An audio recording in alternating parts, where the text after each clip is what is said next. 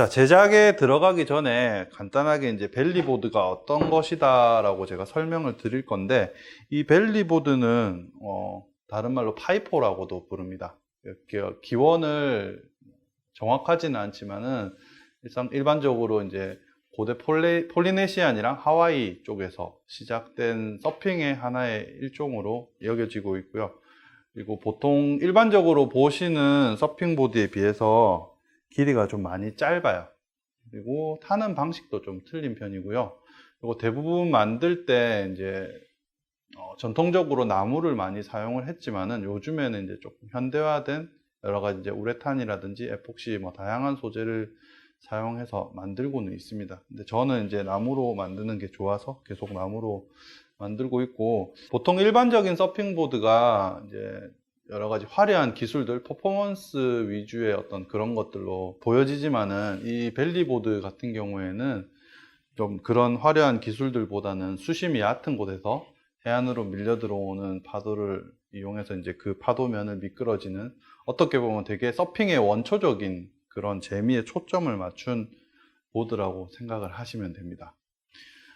이따가 나중에 이제 벨리보드 직접 타는 영상을 보시면은, 아, 이게 벨리보드구나, 이렇게 타는 거구나 라는 것을 바로 아실 수 있을 겁니다. 이 판을 만들기 위한 과정들을 보시고 이제 나머지 제작하는 것 함께 하실 수 있도록 하겠습니다. 일단 이번 클래스를 시작하기 전에 키트 구성품 중에서 가장 중요한 데크라고 부르는 판을 만드는 공정을 간단하게 설명드릴 건데요. 일반적으로 나무는 평평하게 구하실 수 있을 거예요. 근데 이렇게 평평한 상태로 그 모양 그대로 사용을 해도 사실 괜찮긴 하지만은, 조금 더 파도를 잘 타기 위해서 이제 저희가 락커라고 하는 보드의 휨새를 만들어 주거든요. 그렇기 때문에 이 휨새를 만들기 위해서 얇은 합판을 합치면서 판을 휘게 만드는 집성과 밴딩이라는 공정을 진행하게 됩니다. 그렇게 집성과 밴딩 과정이 마무리되면은 약 24시간 정도 접착제가 완전히 굳을 때까지 일단 기다려 주고요. 이후 원하는 템플릿을 만들어서 보드 모양으로 재단을 할 아웃라인을 그려줍니다. 이 템플릿을 만들 때 저는 제가 사용하는 전문적인 서퍼보드 제조용 프로그램을 사용하지만은, 뭐 굳이 이게 아니더라도 직접 손으로 그리셔서 만드셔도 충분하니까 원하시는 대로 모양 만들어 보시는 것도 재밌을 것 같아요.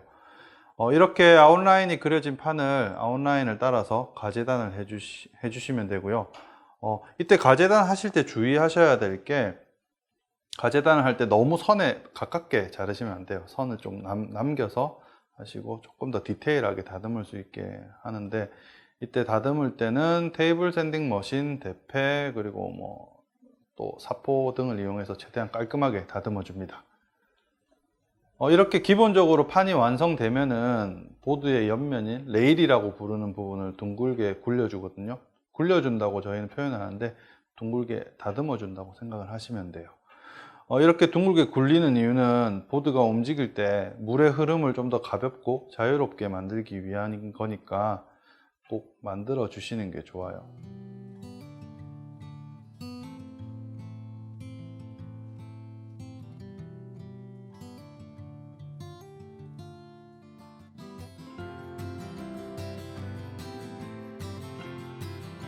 물론 사포로 일일이 다듬어서 만들어도 되지만은, 요즘에 이제 트리머라는 장비가 있어서 그 장비를 사용하면 훨씬 빨리 수월하게 작업할 수 있습니다. 이제 여기까지 과정이 마무리되면은 이제 여러분들과 함께 직접 손으로 마무리 작업을 함께 할 거예요.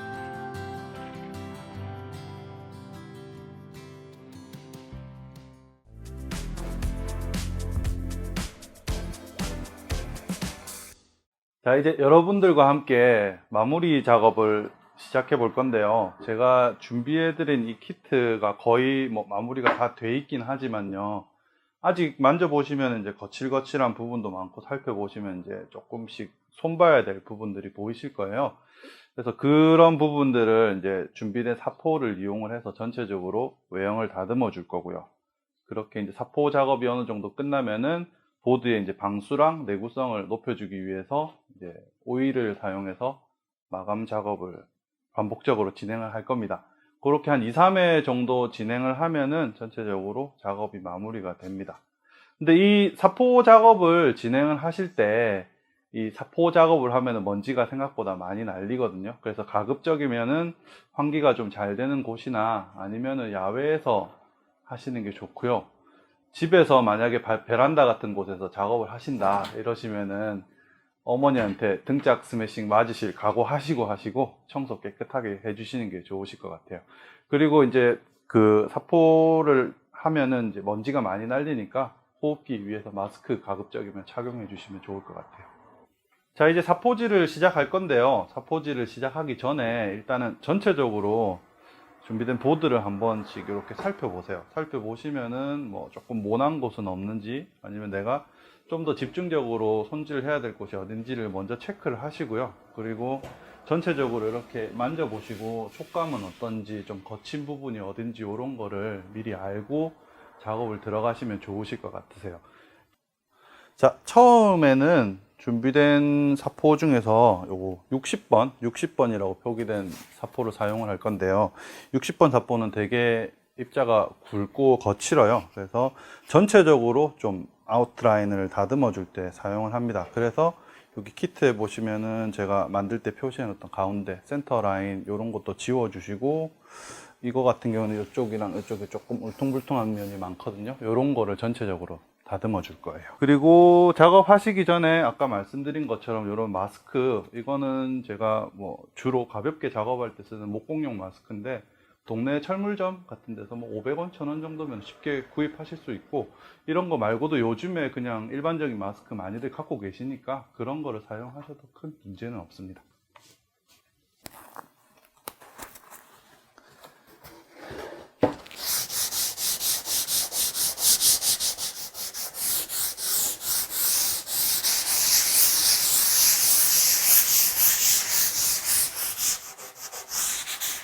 사포질을 하실 때는 뭐 특별히 정해진 규칙은 없으니까 뭐 어떻게 해야 되냐 너무 걱정하지 마시고, 너무 과하게 힘을 주지 않고 적당히 표면을 스친다는 느낌으로 조금 많이 오랫동안 해주시는 게 좋거든요.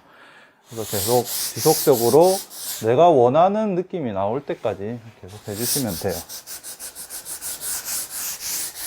일단은 60번 사포 같은 경우에는 그냥 외형을 전체적으로 다듬는 느낌이기 때문에 너무 60번 사포에 집중해서 사포질 하실 필요는 없으세요.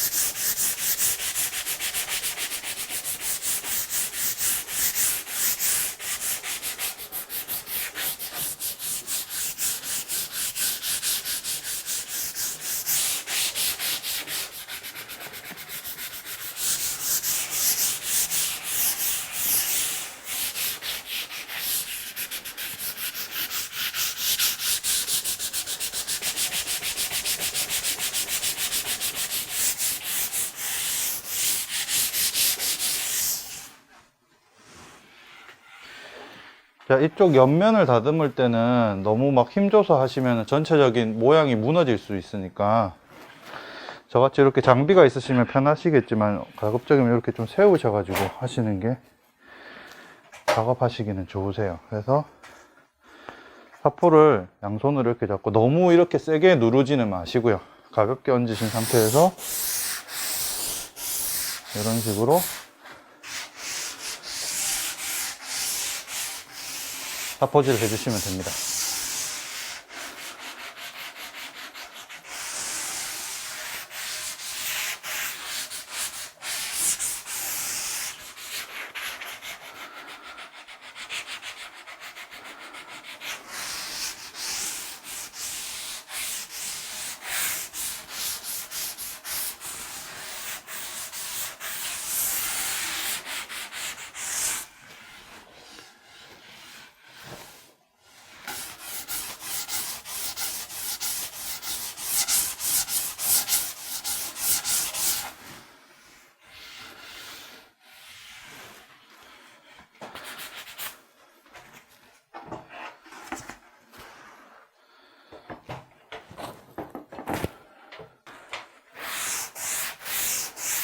사포질을 하시는데 저 같은 경우에는 지금 이렇게 세워놓기 편한 작업대가 있으니까 조금 편하게 작업을 할 수가 있는데, 대부분 없으실 거예요. 그때는 뭐 책상이나 작업대에 이렇게 올려 놓으시고 한 손으로 잘 잡아주세요. 잘 잡아주시고 이렇게 사포를 약간 감싸듯이 잡아주시고 이렇게 사포질을 계속 해주시면 됩니다.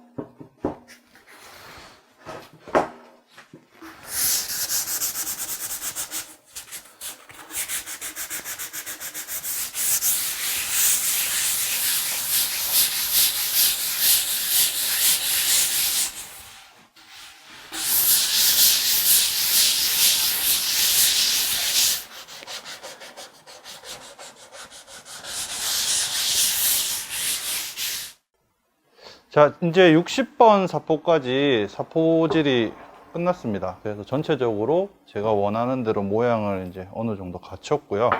그래서 이제 넘어갈 이제 120번, 220번 사포를 가지고 좀 거친 표면을 조금 더 곱게, 부드럽게 사포질을 해줄 거예요.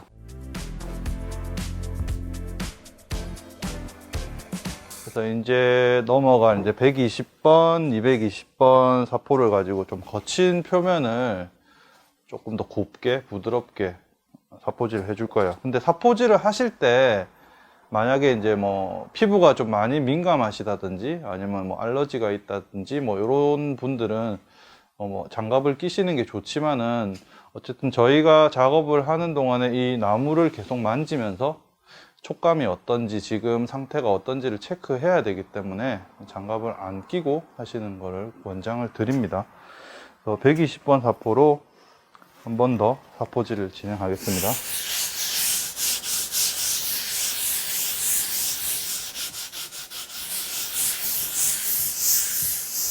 사포질을 하실 때 지금 준비된 사포 같은 경우에는 한쪽 면은 되게 거칠게 이제 사포가 코팅이 되어 있고요. 한쪽 면은 그냥 부드럽게 아무것도 코팅이 안 돼 있어요. 그래서 이렇게 코팅이 되어 있는 거친 부분을 나무랑 닿게 해서 사포질을 하시면 돼요.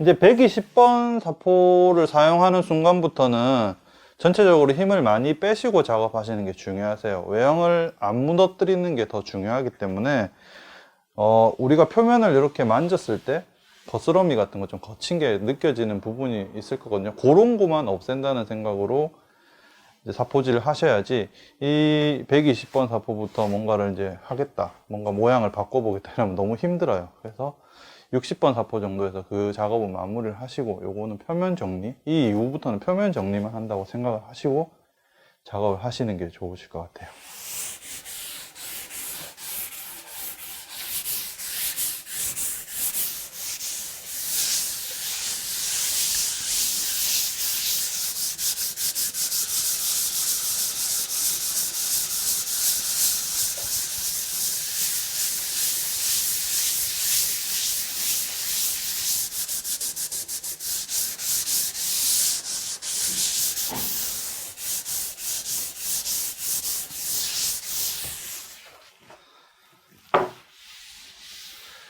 사포질을 하는 동안에도 수시로 나무를 만져보세요. 그래서 나무의 느낌이 어떻게 변하는지 그런 걸 느끼시면서 하시는 게 중요하거든요. 그래서 계속 손으로 만지시면서 그렇게 작업을 진행해 주세요.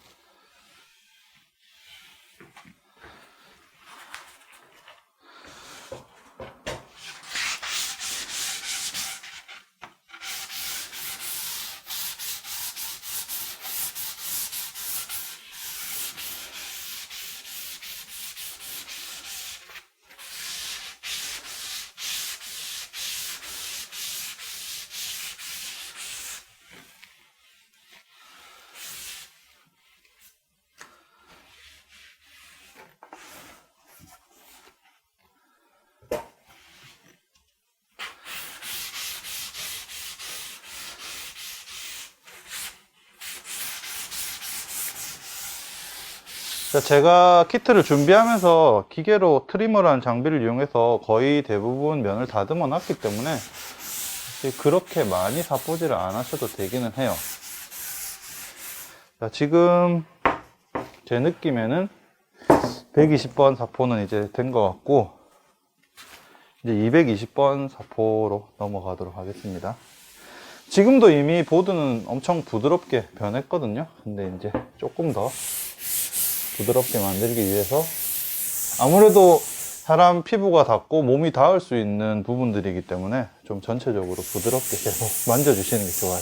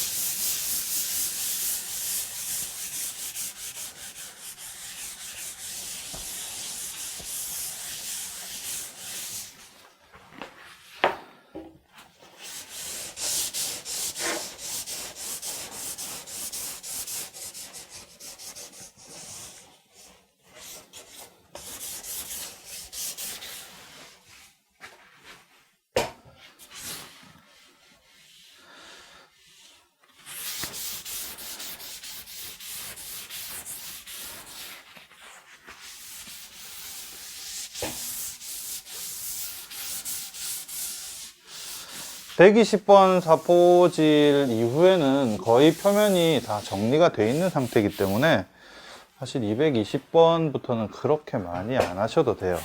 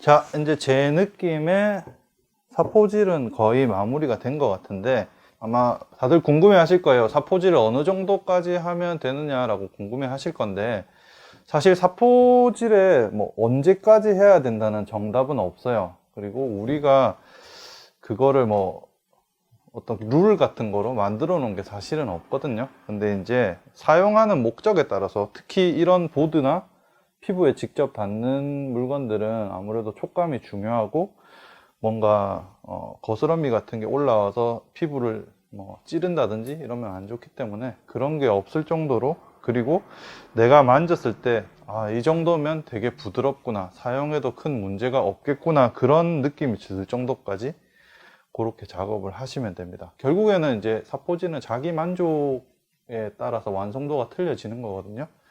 그래서 내가 이 정도면 된 것 같아 라는 마음이 들 때까지 계속 해주시면 되고, 저 같은 경우는 이제 만졌을 때 좀 되게 부드러운 느낌, 그리고 굳이 비교를 하자면은 뭐 자주 입는 티셔츠, 그런 부드러운 티셔츠의 느낌, 그 정도 느낌이 들 때까지 작업을 하는 편이에요.